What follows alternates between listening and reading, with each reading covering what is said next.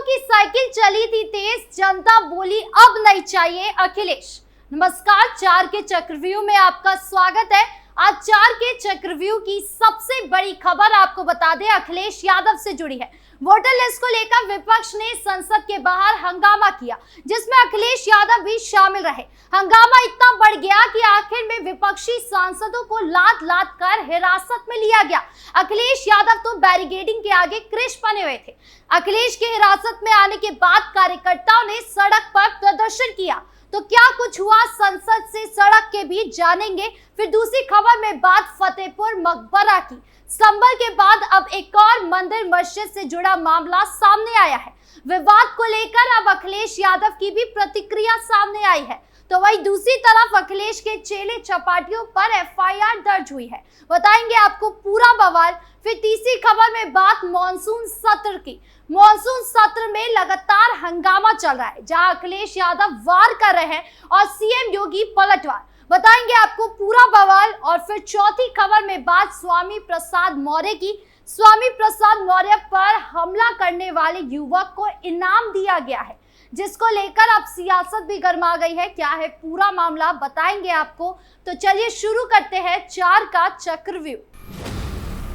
शुरुआत करते हैं 4 के चक्रव्यूह की सबसे बड़ी खबर से, जो अखिलेश यादव से जुड़ी है। अखिलेश यादव का ये वीडियो सोशल मीडिया पर तेजी से वायरल हो रहा है, जहां अखिलेश यादव क्रिश बनते नजर आ रहे हैं, यानी बैरिकेडिंग से छलांग मारते नजर आ रहे हैं चुनाव आयोग के ऑफिस जाने के लिए। अब सवाल यह है कि आखिर अखिलेश यादव चाह क्या रहे थे? क्या ये एजुकेटेड एमएलए की छवि है? अखिलेश यादव संसद के बाहर चिल्लाते नजर आए कि यूपी में जो उपचुनाव हुआ उसमें चुनाव आयोग ने वोट चोरी की, इसीलिए बीजेपी जीत गई। अब अगर सच में चोरी हुई होती तो उपचुनाव में 10 में से 10 सीटें पर भाजपा नहीं जीत जाती। और वो भी छोड़िए, अगर वोट चोरी हो रही होती तो क्या उपचुनाव से ठीक पहले जो चुनाव हुए, यानी कि लोकसभा 2024 के चुनाव, अखिलेश यादव की 37 सीटें आ पाती। अखिलेश यादव बार बार कह रहे हैं कि चुनाव आयोग बीजेपी का एजेंट है। अगर बीजेपी के एजेंट होते तो क्या बीजेपी अयोध्या से खुद को नहीं जिताती? क्या स्मृति ईरानी जो अमेठी से हारी उन्हें नहीं जिताती? तो ये जो विपक्ष कूद कूद कर बोल रहे हैं कि धांधली हुई है, उन्हें पहले खुद इस्तीफा दे देना चाहिए, क्योंकि वो भी धांधली से ही तो जीते होंगे। जिस तरह अखिलेश यादव ने हंगामा किया, उसके बाद राहुल गांधी समेत अखिलेश यादव को भी हिरासत में लिया गया, जिसके बाद इनके चेले चपाटी एक्टिव हो गए। बता दूं कि गिरफ्तारी के बाद विरोध में सपा कार्यकर्ता सड़कों पर उतर गए। जिला कार्यालय से जुलूस निकालते हुए, हाथ में सपा का झंडा लेकर पैदल मार्च करते हुए कलेक्ट्रेट पहुंचे और विरोध जताया। कलेक्ट्रेट में चुनाव आयोग का पुतला दहन करने का प्रयास किया गया। इस दौरान पुलिस से उनकी झड़प हो गई। पुलिस ने पुतला छीन लिया। सपा नेताओं ने चुनाव आयोग के खिलाफ जमकर नारेबाजी की, कहा कि समाजवादी पार्टी का एक एक सिपाही इस गिरफ्तारी का विरोध करता है और चुनाव आयोग को तत्काल बर्खास्त करने की मांग करता है। हालांकि अब अखिलेश यादव रिहा हो चुके हैं और उनके कार्यकर्ता भी सड़क से उठकर अपने घर चले गए हैं। अब अखिलेश यादव क्या कुछ माहौल बनाते हैं, ये देखने वाली बात होगी। बढ़ते अगली खबर की ओर, जो फतेहपुर मकबरा से जुड़ी है। सोशल मीडिया पर एक वीडियो तेजी से वायरल हो रहा है, जहां संभल की शाही जामा मस्जिद की तरह अब फतेहपुर मकबरा को मंदिर बताया गया। सोशल मीडिया पर प्रसारित वीडियो में हिंदू संगठनों के सदस्यों को कथित तौर पर हंगामा करते हुए, ढांचे के कुछ हिस्सों में तोड़फोड़ करते हुए और भगवा झंडा फहराते हुए देखा जा सकता है। भाजपा की जिला इकाई के अध्यक्ष मुखलाल पाल ने जिला प्रशासन को चेतावनी दी थी कि वो हिंदू संगठनों के साथ मिलकर 11 अगस्त को उस जगह पर पूजा अर्चना करेंगे। उन्होंने दावा किया था कि सदियों पुराना ये ढांचा एक मंदिर था, क्योंकि समाधि के अंदर एक शिवलिंग स्थित है।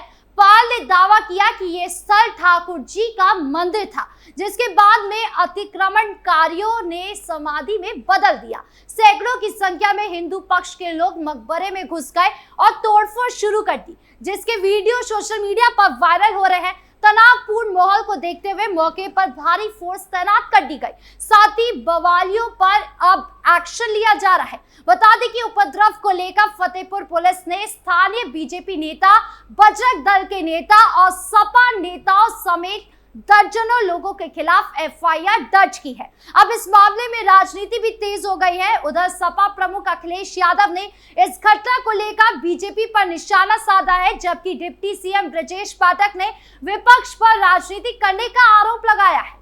जबकि मायावती ने कहा है कि इस विवाद में सरकार को किसी भी समुदाय को ऐसा कोई कदम उठाने की इजाजत नहीं देनी चाहिए जिससे वहां सांप्रदायिक तनाव पैदा हो या आपसी भाईचारा वो सौहार्द बिगड़े। सरकार इस मामले को गंभीरता से ले और जरूरत पड़ने पर सख्त कदम उठाए। यही नहीं, अखिलेश यादव ने कहा कि फतेहपुर में घटी घटना तेजी से खत्म होती भाजपा की निशानी है। जब जब भाजपा और उनके संगी साथियों की पोल खुलने लगती है तब तब सौहार्द बिगाड़ने की साजिश जाती है। जनता अब इस भाजपाई चाल को समझ गई है। अब ऐसी करतूतों में जनता ना तो अटकेगी और ना ही इन घटनाओं से भटकेगी। देखना यह है कि इस घटना के दोषियों का शिनाख्त लखनऊ के ड्रोन करेंगे या दिल्ली वालों के ड्रोन। यानी कुल मिलाकर एक और मंदिर मस्जिद का मामला सामने आ गया है, जहां हिंदू समुदाय खुलकर कह रहे हैं कि उन्हें मकबरे में सनातनी सबूत दिख रहे हैं, तो वही दूसरी तरफ इसे मुस्लिम समुदाय की अमानत बताया जा रहा है। यानी कि संभल, काशी, मथुरा के बाद अब फतेहपुर में मंदिर मस्जिद का मामला गर्मा गया है। अब इस मामले में आगे क्या कुछ होता है ये देखने वाली बात होगी। बढ़ते तीसरी खबर की ओर, जो मॉनसून सत्र से जुड़ी है। मॉनसून सत्र में 2 दिन से हंगामा चल रहा है। पहले दिन सत्र केवल 43 मिनट ही चल पाया। मुद्दे में बात व्यापारियों की चल रही थी, जहां विधानसभा में माहौल उस समय गर्मा गया जब सदन के नेता और मुख्यमंत्री योगी आदित्यनाथ ने विरोधी दल को जवाब देते हुए कहा कि व्यापारियों ने आपका विरोध इसलिए किया क्योंकि आप वहां बिन बुलाए मेहमान की तरह टपक गए। ये नहीं होना चाहिए। आपको तो व्यापारियों ने सम्मान किया, अगर कोई और होता तो उसको कायदे से सही ढंग से जवाब भी देते। सीएम योगी के इस बयान पर आक्रोशित सपा के सदस्यों ने मामले की जांच की मांग करते हुए आसन के निकट आकर हंगामा और नारेबाजी शुरू कर दिया। दरअसल सपा सदस्य नेता विरोधी दल माता प्रसाद पांडे के 25 जून के गोरखपुर दौरे के दौरान कथित दुर्व्यवहार को लेकर खफा था और वो इस मामले में जांच कमेटी बनाने की मांग कर रहे थे। विधानसभा अध्यक्ष के आसन के समीप पहुंचे सदस्यों ने पांडे जी का अपमान नहीं सहेगा हिंदुस्तान और नेता विरोधी दल का अपमान नहीं सहेगा हिंदुस्तान जैसे नारे लगाए। हंगामे को देखते हुए अध्यक्ष सतीश महाना ने सुबह 11:37 पर पहले 15 मिनट के लिए सदन स्थगित किया, फिर इसकी अवधि बढ़ाकर 12:20 तक कर दी। और आज भी मॉनसून सत्र में विद्यालयों के मर्जर पर विपक्ष ने सवाल दागे। वहीं दूसरी तरफ सपा विधायक हाथों में एक लंबा कैलेंडर लेकर पहुंचे। इसमें उन्होंने सरकार को घेरने के लिए अमेरिका द्वारा लगाए गए टैरिफ समेत विभिन्न नारे लिख रखे थे। हालांकि सीएम योगी बेबाकी से हर सवाल का जवाब तथ्य के साथ दे रहे थे। खैर, अब सत्र में और क्या कुछ माहौल रहता है ये देखने वाली बात होगी।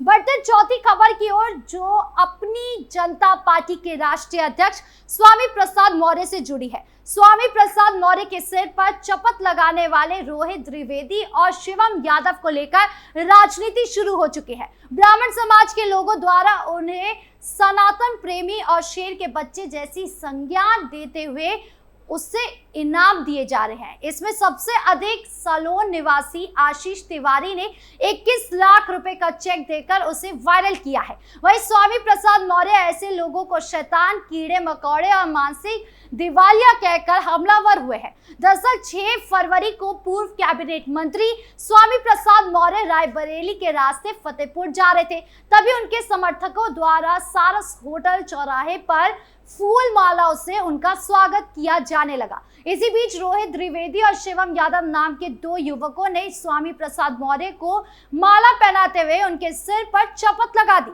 इसके बाद स्वामी के समर्थकों ने भी उनकी जमकर पिटाई कर दी। इसके बाद से ही रायबरेली की राजनीति सरगर्मियां तेज हो गई है। जहां एक तरफ स्वामी प्रसाद मौर्य के समर्थकों द्वारा ऐसे लोगों को अराजक तत्व कहा जाने लगा, वहीं ब्राह्मण वर्ग के लोगों ने रोहित द्विवेदी को इनाम स्वरूप चेकें देनी जाने लगी। इस तरह दोनों वर्गों के लोगों द्वारा एक दूसरे को आक्रमणकारियों को चेक देकर सम्मानित किया जा रहा है और उनका हौसला बढ़ाया जा रहा है। आशीष तिवारी द्वारा रोहित द्विवेदी को चेक दिए जाने के बाद स्वामी प्रसाद मौर्य ने तीखा बयान दिया, जिसमें कहा कि जिसके घर खुद खाने को ना हो वो चेक क्या देगा। खैर, अब ये मामला क्या रुख लेता है ये देखने वाली बात होगी। बहरहाल 4 के चक्रव्यूह में इतना ही। नमस्कार।